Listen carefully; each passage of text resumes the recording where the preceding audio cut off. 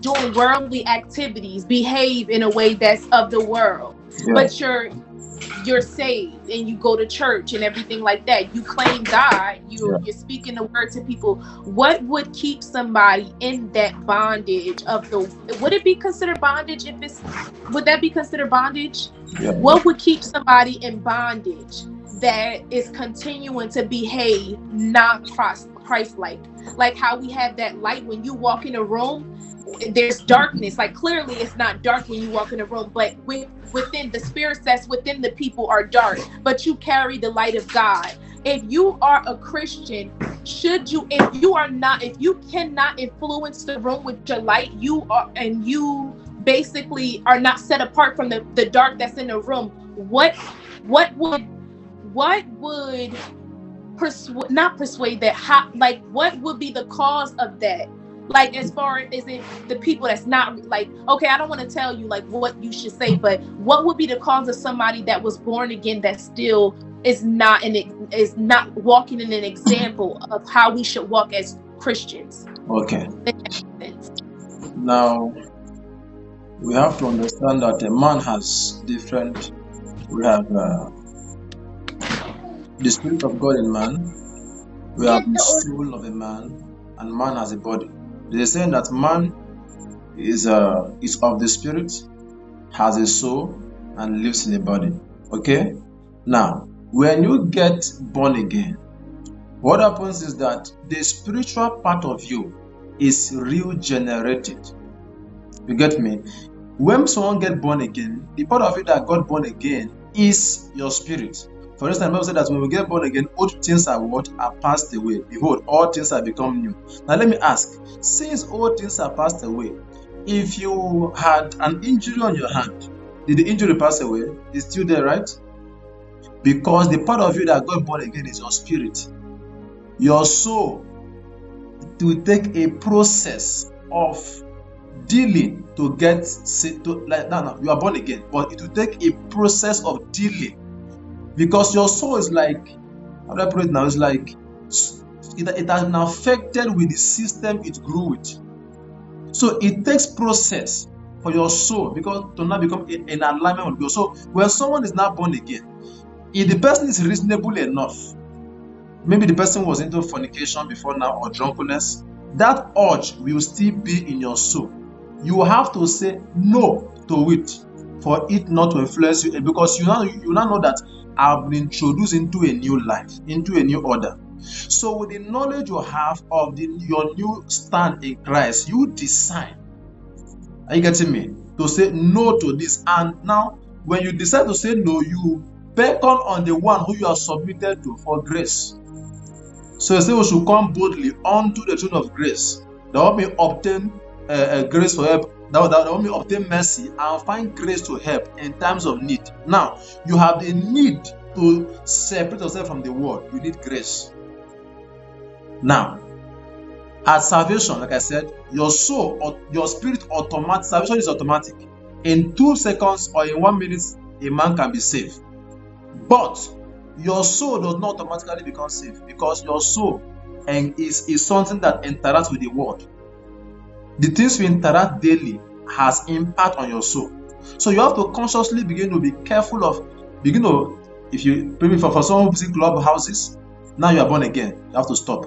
Meanwhile, that urge would come again, because it now has like, where we say a principality. A principality is a spirit that has influence over a region. A polity means a place, and the Bible said, give no place for the devil. So in your soul, the devil has gotten an apartment, a room. So when you get born again, you have to now begin to follow the process of renewal of mind. Okay, so I'm going back to what we taught that day. The process of renewing yourself daily. So Paul said what? I die daily. Here you can always hear Paul say, I die what? Daily. The process of renewing your soul is a daily endeavor. So whenever you find people who are born again but are still living in the old ways, because they have not engaged the second aspect that now brings deliverance upon their soul. Their spirit is saved, yes, but it takes process for your soul to now align with the new position that your spirit have accepted. So why people fail to probably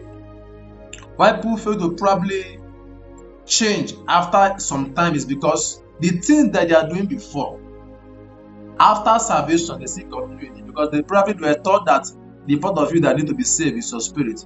Or knows them that we are working in a realm where everything we do has impact on our life. For instance, now if you go around those who pray, even if you don't like to pray, after 2 months, something will start moving you to pray. You don't know. What they are doing is not having impact on your soul. It will be like something that you don't know how, but something is moving you to pray. The same way, if you then want to also, if you want that influence to stop, you stay away from there for some time, and the influence will go. But you know something about the devil, he's a stubborn devil. So he will always come back. The Bible says when the spirit leaves a man, he goes about in dry places, searching for rest, findeth none, and he comes back. So now you are trying to deliver your soul from those old lifestyle.